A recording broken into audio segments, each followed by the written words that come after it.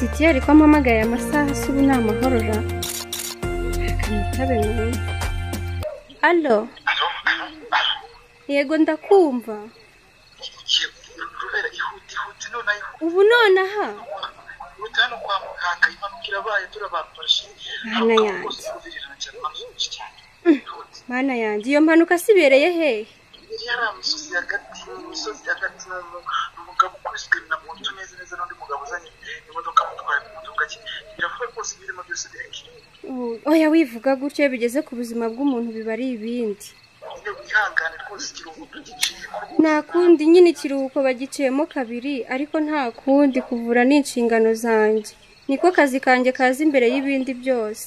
Ihute sinzi ukuntu uri buze cyangwa imodoka ufata imodoka cyangwa ikintu ufata cyose kikuzanye. Sawa ndaje Kamari nawe agiye kugera hano. Sawa rero ihute. Sawa. Kasake? Kasa? Yego mabyo wanje. Enda vayo hano yewe. Naje mabo. Umva, barampamagaye bambwira ko hano hakurya hari umuntu motigonze kandi bahise bamujyana ku kigo nderabuzima. Abari wa mwari mwiza wandokoje. Nawe abantu binanga kuko karabagome babamuhoye iki. Ni impanuka zibaho yewe.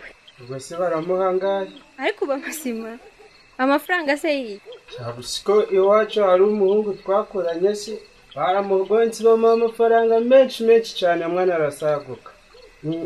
Bongose bari umuryango w'amafaranga menshi. Ariko se mana yanjye ubu Kamari yaheze hehe koko? Mana we umfashe mbashe kumutabara bitaraba bibi. Ubwo uwo muntu wapfuye wabahangaye. Wintinze avana amagambo aho ngaho. Ubanza utazi ko ubuzima bw'umuntu buhenda. Nyumvira neza ahubwo ndumva Kamari aje kandi sinkuma yinjira mu gipangu. Witondere buri kimwe hano kandi umenye ko ari wowe ugiye gusigara hano wenyine. Kuko uretse ko Kamari aje kumfata ntabwo ari bugaruke hano leta asubira mu kazi ke. Kereka icyo utambwira mabuja wanje. Sawa rero na bya bindi ubikore.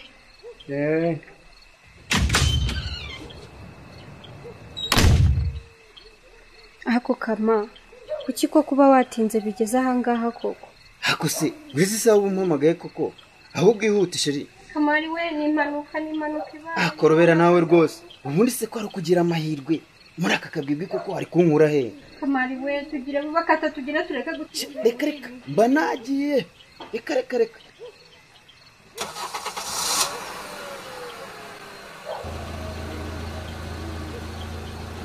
Kata rwose ndebe ko nagira icyo nkora. Ako se ubundi ninde bagonze abantu binaha bose mbazi. Uwo ari we wese yewe Kamari. Aha icyakora nawe gutwita ibiyaga ye. Cyakoze ye wagira ngo ni impuhwe narongoye ntago ari umugore. Ugira impuhwe rwose pe. Nyumvira niko kazi kanjye Kama kandi ubuzima bw'umuntu burahenda ntago wabona icyo umuntu abuguze. Cyakoze uba wirukanga ahubwo reka nkubwire ambara umukandara tugende tutaza gukorera impanuka mu yindi.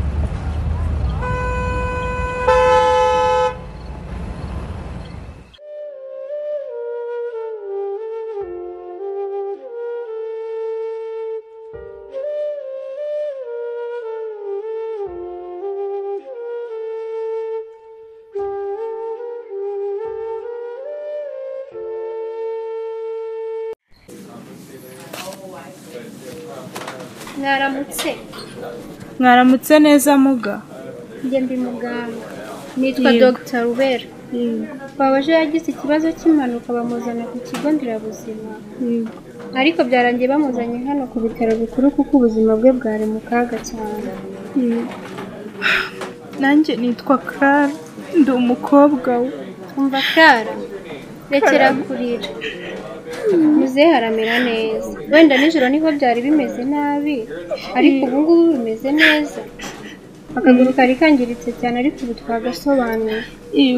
Ubu kuba twamaze kumushyiriraho sima ntabwo akiri kubabara cyane. Ubu koko akaguru ka papa kazongera kamere neza kuko nka mbere cyane. Ariko mana kubera iki ari njyewe koko. Rekera aho kurira. Koko akaguru rero kazongera kamere neza nk'uko kari kameze na mbere hose nta kibazo. Yego. Ubundi bwose kuki ari we waje kurwaza papa wawe? nta wundi muntu wenda se nka mama cyangwa undi muntu mu muryango wagufasha kuza kumwitaho? nta mama tugira, yarapfuye. Pole. Yapfuye tukiri bato cyane. Njye na musaza wanjye Rwema twenyine. Yo. Mbese nibyo nta kindi. Yo, shonge wihangane. Yego, ntakundi. Rero Clara, ibiri kunyuramo ndumva utakagombye kurira. Kuko nibyo byoroshye cyane kurusha ibyabanje wabashije kunyuramo. Wowe icyo uzajya ukora ni ukumenya neza ko papa wawe yafatiye imiti ku gihe. Kandi ukagerageza kumva icyo akeneye mu gihe yakanguye. Bityo asinzire jya umureka asinzire kuko kuruhuka biramufasha cyane.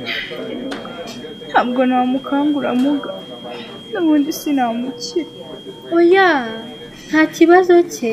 Nubwo twamusanze yakoze impanuka yari yasinze, aho twakomereje kumwitaho njye numvise aganira nta kibazo cye. Gusa ufite papa mwiza pe. Urakoze muga. Akiriye imiti. Yego. Maze kumupima ndabona nta kibazo. Gusa muri iyi pareyi ureba hano, iyi ngiyi uri kureba hano? Yego ndahabona. Si iri kwaka muri taburo? Yego niyo. Rero nihagira igihinduka bitari bino uri kureba hano, uhita uhamagara kuri iyi mibare n'injye uri bukwitabe, ndaza guhita nza ndebe uko umurwayi ameze. Yego ndabikora kandi ndabyitaho nk'uko mwabivuze muga. Yego sawa bayi rero. Kandi papa nakanguka wibuke kumuha imiti.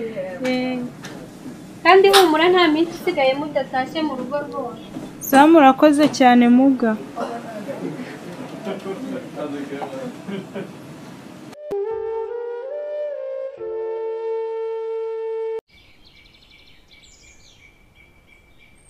Sheri noneho wantanze hano. Wiriwe ariko? Ahubwo Rube nimaze iminsi rwose ntabwo gitaha kare pe, sinzi ikintu cyabaye. Niba ari uko usigaye ukora ku bitaro, ako se simibuka aho bafite imodoka zibatwarara.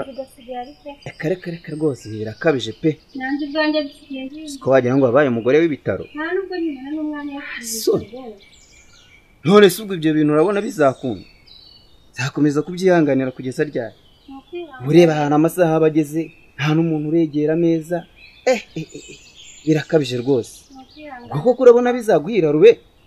Ariko se noneho habaye iki mugabo mwiza? Reka rwose. Erega ntabwo ari njye biturukaho. Amasezerano mugirana no kwa muganga.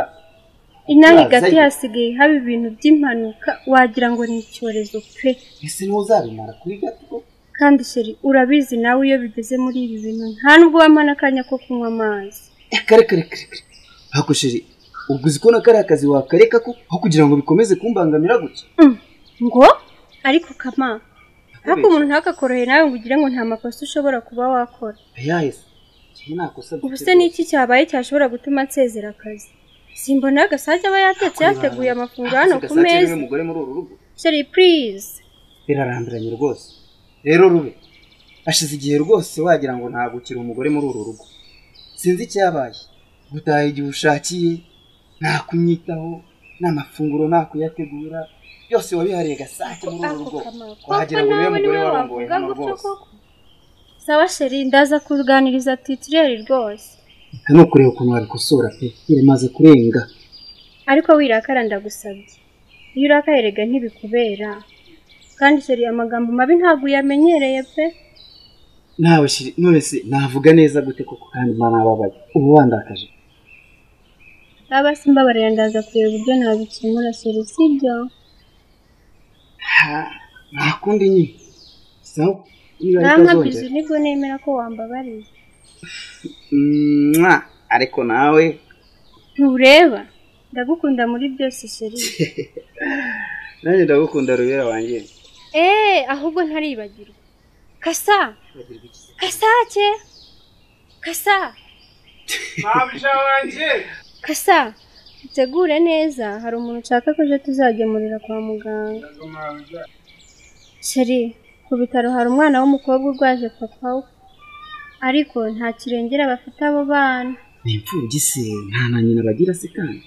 Nuko wenda ari umuyobozi w'ikigo ariko abantu benshi baba bafitiye impuhwe kandi nanjye uwo mwana w'umukobwa naramukunze cyane pe sheri nshaka ko mu gukira kwa se natwe tubigiramo uruhare nta kundi nyine sheri niba hari ikintu rwose twakora kugira ngo abantu bamere neza ntabwo nabyanga njyewe ni ukuri pe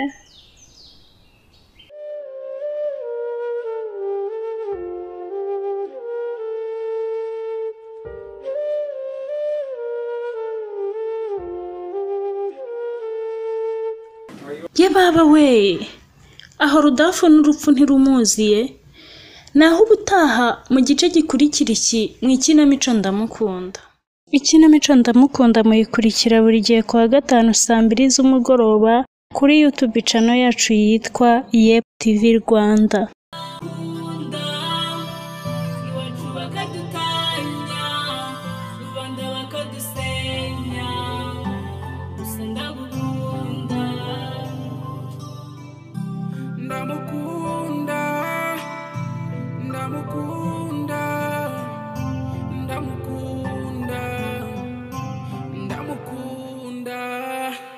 Imiryango ikadutanya, amikoro akadutanya, gusa ndamukunda, nziko nawe ankunda.